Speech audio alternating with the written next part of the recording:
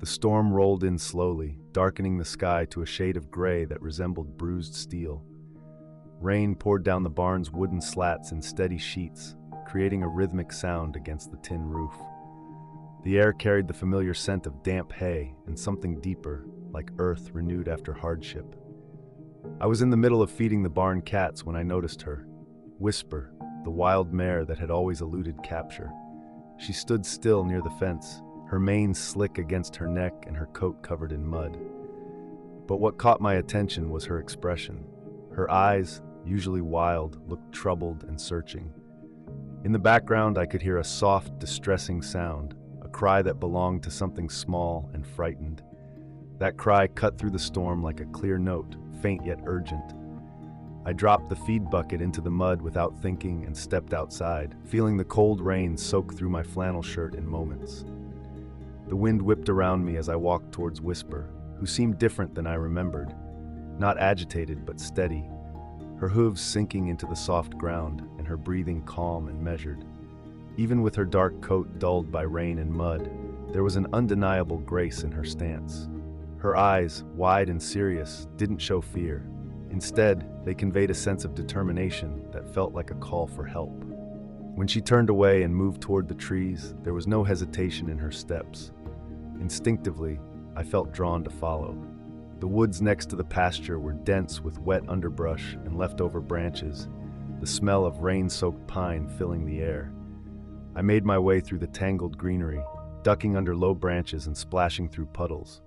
Suddenly, she halted beneath a crooked pine, one of its limbs broken and dangling. She shifted slightly, her focus locked onto a small mound of leaves and bark at the base of the tree. There, nestled in the damp ground, was a tiny puppy, soaked and shivering, almost hidden beneath the debris. His fur stuck to his skin in wet patches, and even though his eyes were open, they seemed more troubled than aware, clouded by cold and fear. I crouched down slowly, reaching my hand out carefully, not wanting to frighten him. Even so, the little one didn't budge. Whisper stayed close by, her breathing steady and deep, as if she wanted me to recognize the importance of this moment. This wasn't mere coincidence. She led me here, hoping I would notice. I gathered him gently, making sure not to pull him away too abruptly from his shelter beneath the branches. His small body felt almost weightless, delicate, like a fragile thing just starting to take shape.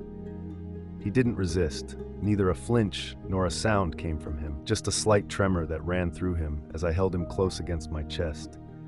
His ribs jutted out sharply beneath his thin fur, and when I finally felt his heartbeat, it was rapid and fluttering, like a moth's wings. I wrapped him in my coat and made my way back toward the clearing, with Whisper following at my side, matching my pace. Neither of us was in a hurry now. She remained close, as if her role in this moment wasn't complete yet. Back in the barn, the storm still raged outside, but stepping into the shelter felt like emerging from a bad dream.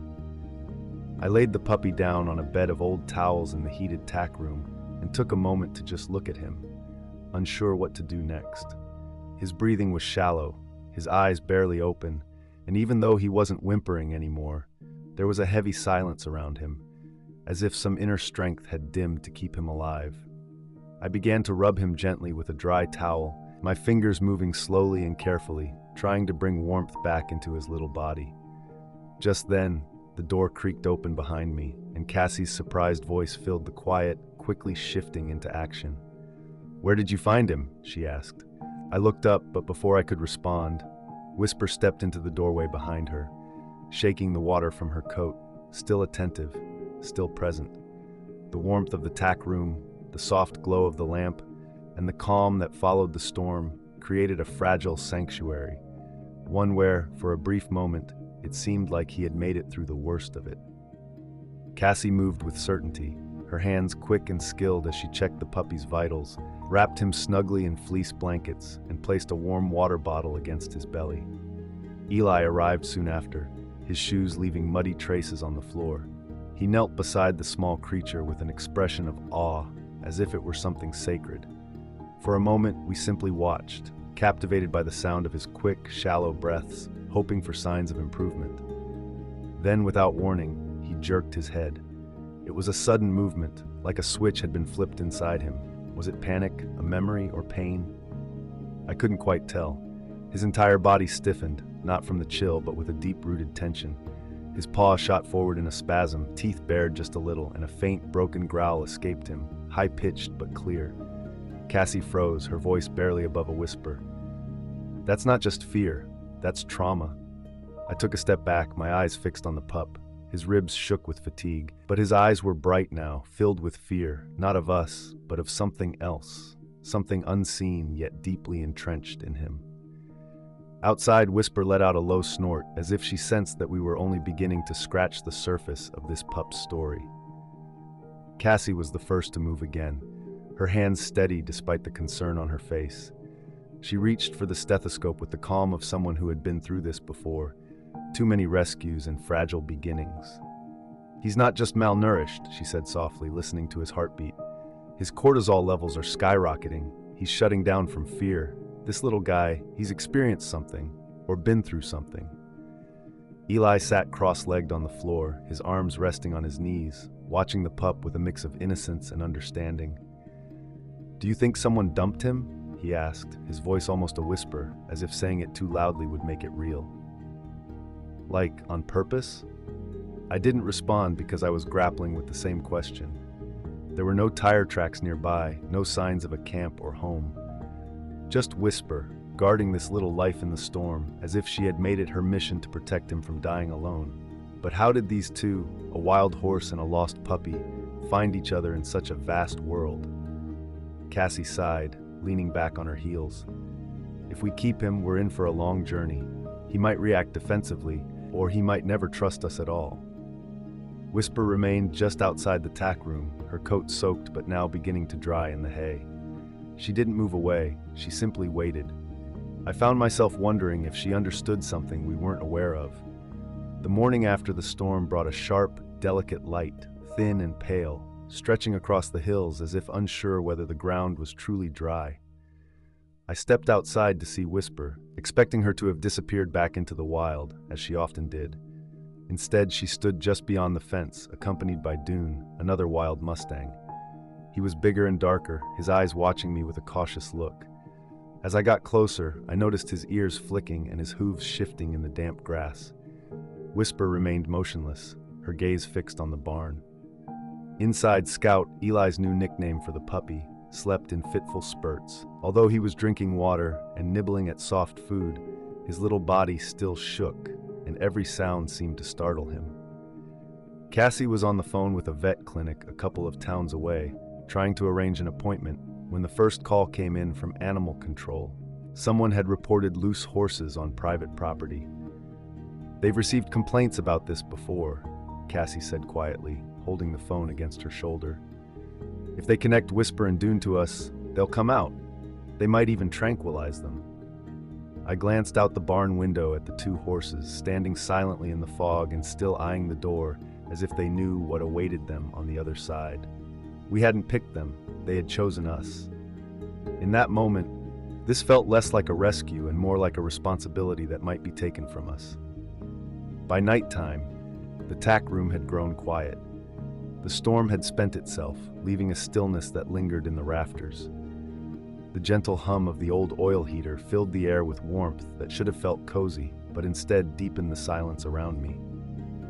Scout lay curled in a soft pile of towels near the heater, his small body finally at rest, though traces of tension remained.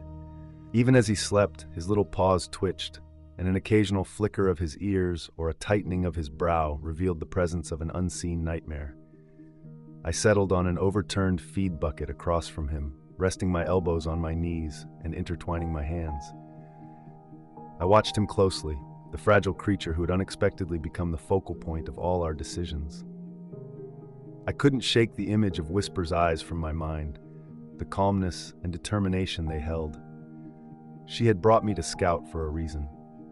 Was the purpose I felt meant for me to carry? This question weighed heavily on my mind, something I hadn't quite been ready to voice. Perhaps this situation wasn't solely about rescuing Scout. Maybe it had always been about finding something to connect with, something small and hurt that reflected the parts of myself I struggled to understand.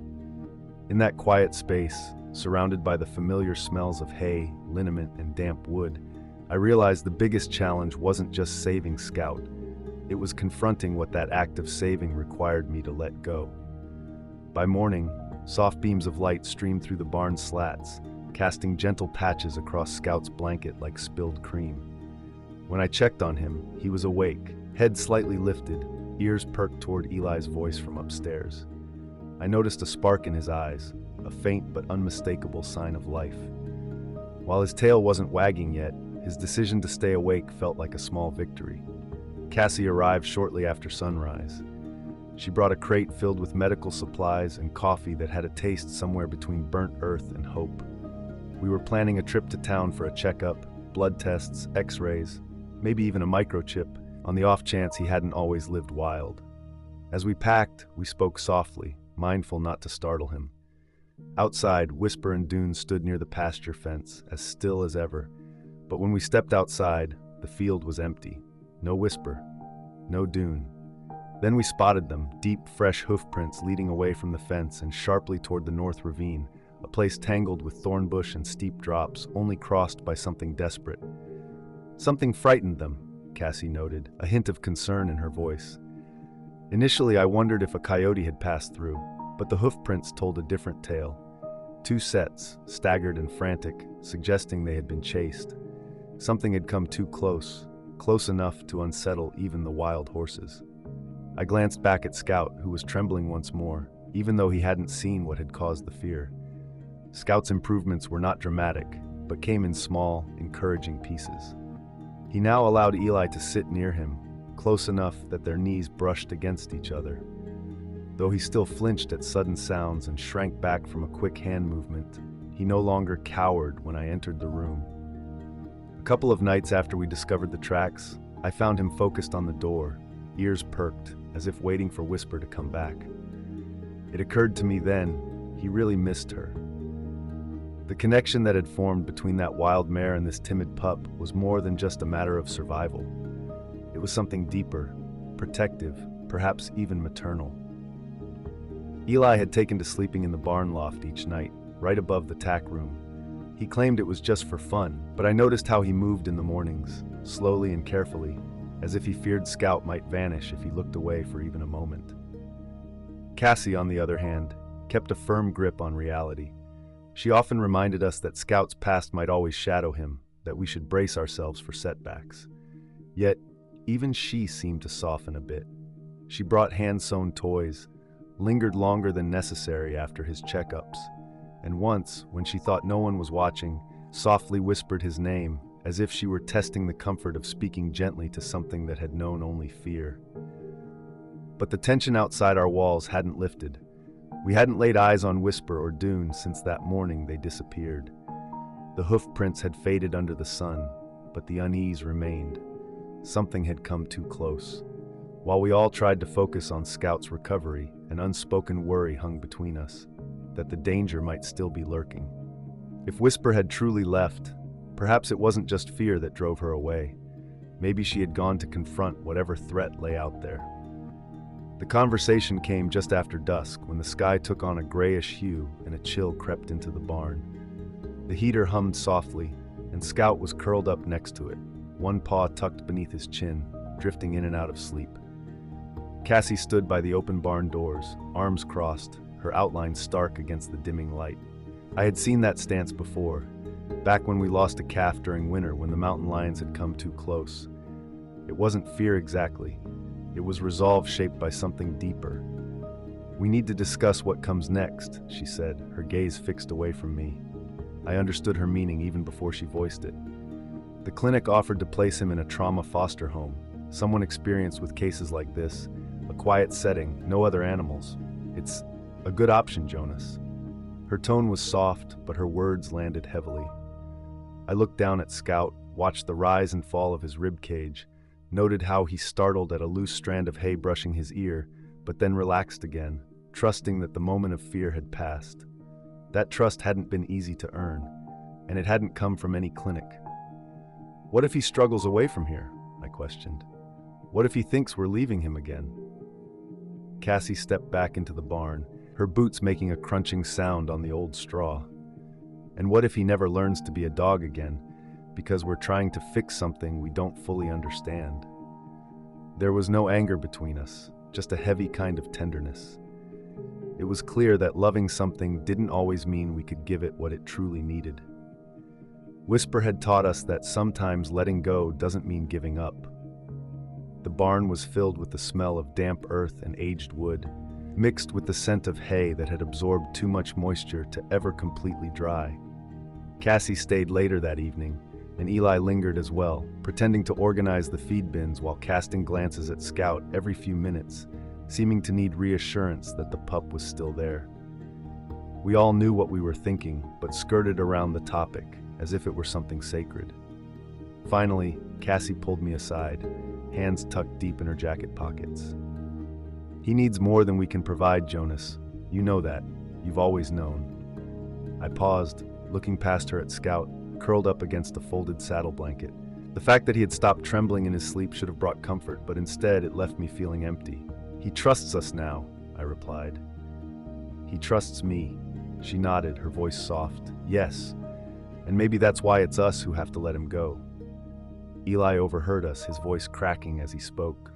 "You're giving him away?" I turned slowly, meeting the heartbreak in his young eyes.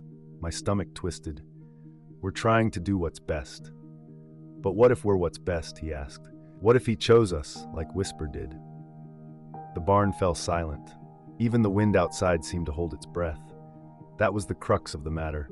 We all had valid points, yet one of us had to make the final decision. The pause stretched between us, not filled with anger or coldness, just weighty with unspoken feelings. It was like standing on the edge of a choice and sensing what lay ahead. Deep down, we understood. We couldn't skirt around this decision for much longer. The night before we had to decide felt off from the very beginning. The air was unusually still, the wind missing for the first time in days, and the hills surrounding the ranch seemed to wait, as if anticipating what was about to unfold. The sky was covered in thick clouds, casting a soft, muted light over the barnyard as I stepped outside. I needed the fresh air, a break from the confines of the house. Inside, Scout was sleeping more soundly now. The tension in his small frame had eased, but I still felt restless and needed to move. I followed my usual route around the property, checking the fence lines, the gates, and where the field met the woods. That's when I spotted her, Whisper. This time she stood alone just beyond the eastern fence. In the fading light, her figure seemed almost ethereal, her coat dusty instead of wet from rain. She didn't approach, she simply watched. There was no sign of urgency or fear in her eyes, only a deep, somber awareness that made my chest ache. In that moment, it became clear to me, she had not returned to guide us or protect Scout, but to help him find peace. Inside the barn, Eli and Cassie were having yet another disagreement. Voices low, but filled with tension. Eli wanted to keep Scout with us, while Cassie believed it was time to make a difficult choice. I found myself standing in the middle, caught between their conflicting views, each one valid in its own way. Scout stirred nearby, letting out a sound that was neither a bark nor a whimper, just a gentle breath. Whisper continued to observe. She wasn't merely waiting. It was as if she understood something we weren't ready to face. For the first time since this situation began, I realized that whatever decision we would make next, there would be no turning back. We could only move forward into the uncertainty ahead. As morning dawned, it arrived slowly, casting a pale amber light across the barn floor. This light did little to warm the chilly air or ease the heaviness I felt inside. The tack room seemed different that day, quieter and stiller, as though even the walls sensed this wasn't an ordinary morning. An old crate sat by the door, its wire gate open and waiting. Cassie had filled it with soft fleece, while Eli had added one of his old flannel shirts, the one Scout used to curl up in at night. No goodbyes were exchanged, just the quiet rustle of movement. The weight of our unspoken understanding settled between us like dust catching the light. Scout lay beside me, pressed against my leg. It wasn't fear that kept him close this time, but something softer, perhaps trust. He hadn't trembled for days, and though the shadow was still present in his eyes, a glimmer of light flickered there too. I gently stroked the side of his neck, my fingers tracing the uneven patches of his fur. His head tilted up slightly, and for a brief moment, our eyes connected. It wasn't a long gaze, but it felt significant.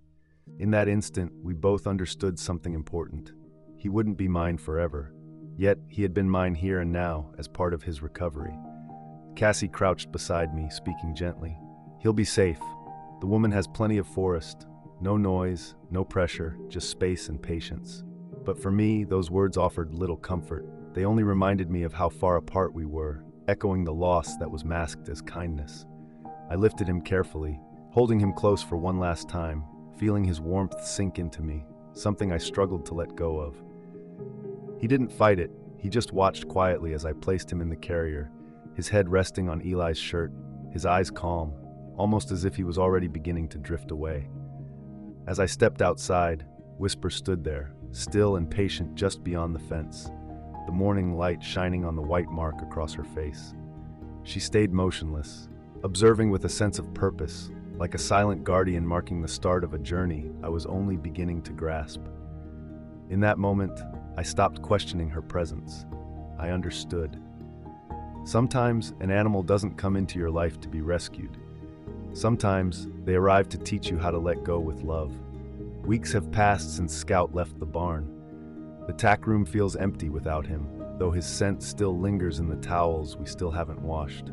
Eli no longer sleeps in the loft, but occasionally I see him by the gate, hands in his pockets, gazing toward the hills as if waiting for Whisper to reappear, her shadow breaking through the fog, just like that first night. But she hasn't returned, not even once. The woman sends updates, always kind. Photos of Scout lounging in sunny spots on her porch, looking healthier and more alert. She shares that he's quiet yet curious, still startled by sudden noises and cautious around men, but he started to follow her around the house. She says she respects his space, letting him come to her on his own terms, and when he does, she welcomes him. In the quiet of the evenings, I often find myself on the back steps of the barn, sipping coffee that has turned cold, wondering if Scout remembers the smell of hay after the rain. Does he recall the warmth of Eli's flannel or the sound of my boots pacing outside his stall? It's comforting to think that he does. It's not about the pain, it's about the moments we shared, however fleeting, that truly mattered. Rescue is rarely straightforward. It often brings up unanswered questions and the what-ifs, leaving pieces of your heart in places you might never revisit. Yet it also opens you up to new possibilities. Sometimes, if you're fortunate, a wild horse might enter your life, reminding you of the bravery it takes to let go. If this touched something in you, if you've ever felt the pain of letting go, or experienced the unexpected joy of being chosen by an animal, then you're already part of this shared journey. Scout's story goes beyond just rescue. It's about connection, timing, and recognizing when love means holding on and when it's about setting someone free. Should you wish to explore more stories like this, ones that may not always conclude perfectly but resonate with genuine emotion, consider subscribing to the channel. Feel free to share this video with someone who might need a gentle reminder that even the smallest, most fragile beings can lead us to greater things. And if you have a story of your own about an animal that made an impact on your life, please share it in the comments. We read every single one. Often, healing doesn't stem from saving. Sometimes it comes from understanding.